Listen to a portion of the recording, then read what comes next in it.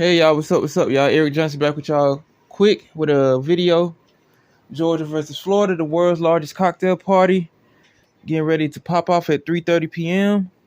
And I just got a notification for Dog Nation. UGA fans pays tribute to the late great Vince Dooley.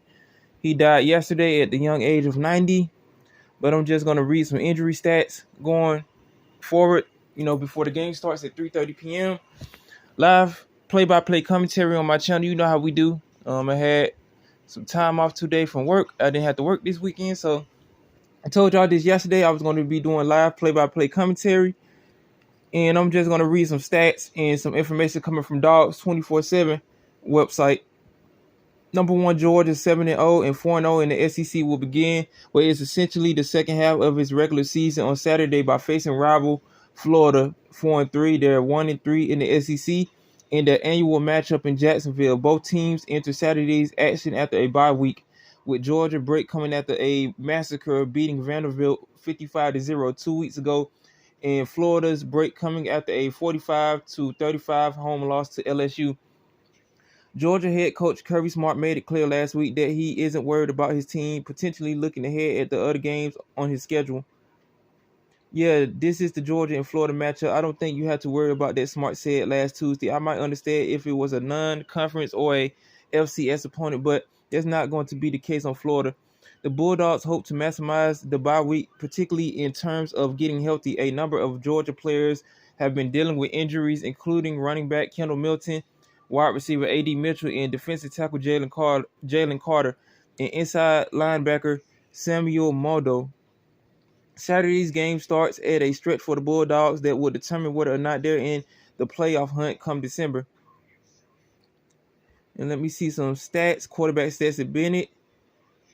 Georgia quarterback Stetson Bennett has been dealing with a shoulder injury since the Missouri game, but all signs point to the super senior feeling better after a much-needed bye week.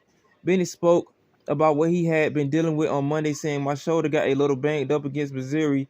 It got hit a little bit. Auburn, a little shaky. Going into Vandy, it felt like I was healing up a bit, and I feel better now. Bye week really helped out." Kirby Smart explained Bennett's status was good going into the Vanderbilt game 2 weeks ago, saying Stetson Bennett's been good. He was dinged up after the Missouri game in terms of he took some shots in that game. I think he got knocked down a couple of times. The shoulder was bothering him, but there have been a lot of large limitations. He hasn't missed practice and things. He hasn't missed practice time and things, so he's been good in regards to that. Bennett has started all 7 games for Georgia thus far this season. He has completed 70.7% of his attempts for 2,033 yards with 7 touchdowns and only 1 interception. Running back Kendall Milton, he's probable. He suffered a groin injury against Auburn. As a result, he did not play against Vanderbilt entering Saturday's action. Things look positive for the junior tailback. Milton was slowed during fall camp due to a hamstring injury, but he did not miss any games. As a result, he has taken 46 carries for 284 yards and 4 touchdowns. Running back Andrew Paul, he's out with a neck injury for the whole season, so I think he's going through surgery. He wound up tearing his ACL during the team's second scrimmage of the fall. Let me correct myself. I thought he had a neck injury. Paul has suffered shortly, therefore, in beginning working his way back. Kirby Smart provided an updated status on Paul's recovery on Tuesday. He's doing good. I get to visit him about once or twice a week in the Bones dining hall area. He's a quiet kid, so you always worry about a guy when he's not with the team as much when he's injured.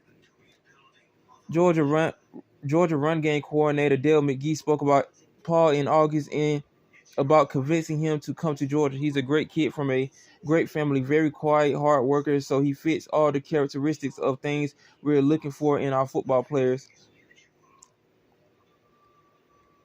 Okay, wide receiver A.D. Mitchell, he's doubtful, so most likely we're not going to see him in the game.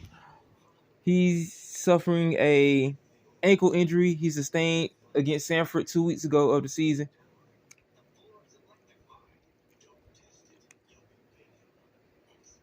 Mitchell has missed 4 of the last 5 games for Georgia after suffering an ankle injury against Sanford on September 10th. Mitchell caught 5 passes for 69 yards and a touchdown in the Bulldogs season opener before sustaining an ankle injury on the first play of scrimmage against Sanford. So he's going to be very doubtful in this game against Florida. Offensive tackle Ernest Green, I think he has a back injury. He's going to be out for the whole season, most likely. He's going to have surgery. Number 71, offensive tackle Ernest Green.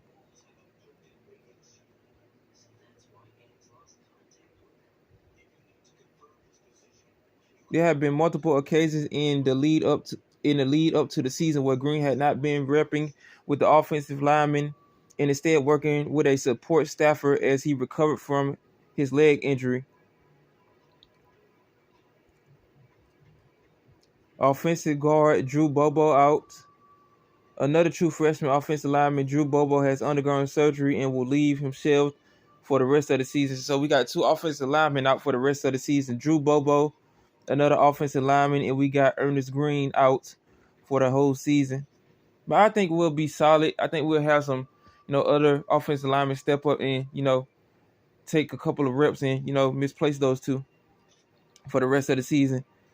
Defensive tackle Jalen Carter, he's questionable. In my opinion, I don't think he's going to play. I'll be surprised if he do. Jalen Carter has already been dealing with an ankle injury by the time he suffered an MCL sprain against Missouri on October 1st. That injury has left Carter on the med, and it's clear he's not back to 100%. Carter was not seen doing pre-game warm-ups for Georgia's last game against Vanderbilt. He only played 1 snap at fullback, no less, in the Bulldogs' win over Kent State. That showing marked the second straight week Carter was limited in any game action after only playing 11 snaps against South Carolina. So far, Jalen Carter only has 5 tackles and 1 pass breakup in 5 games. Carter has entered his 3rd season playing 25 games with 4 starts, totaling 51 tackles, 11.5 tackles for a loss, 3 sacks, a pass breakup, 3 blocked kicks, and a 1-yard touchdown catch. Outside linebacker Chaz Chambliss, he's probable, so he can be able to play.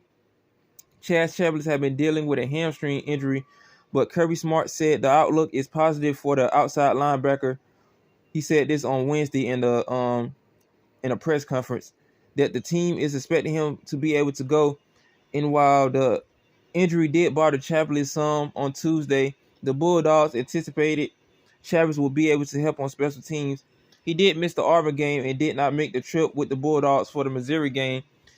He went through pregame warm-ups with the other outside linebackers prior to the Vanderbilt game with no desirable limitations, but ultimately he did not get to play in the game. He played the previous 4 games for Georgia primarily on special teams. He had 1 tackle in the Bulldogs' week 3 victory over South Carolina.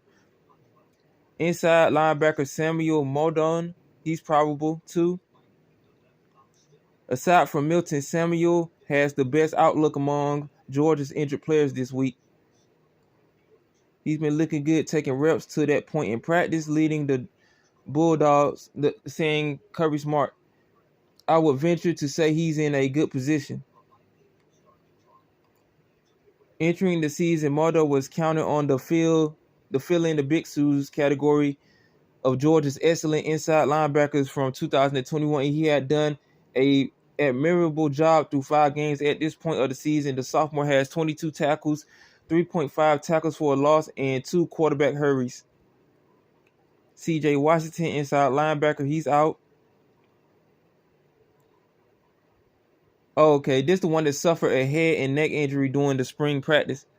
So he's out for the whole season. But yeah, man, that's all the updates I want to give y'all on the injured Georgia Bulldog players as we get ready to take on the Florida Gators. Check me out live streaming at 3:30 p.m. Georgia versus Florida play-by-play commentary. Like, share, comment, subscribe, and I will see you at 3:30.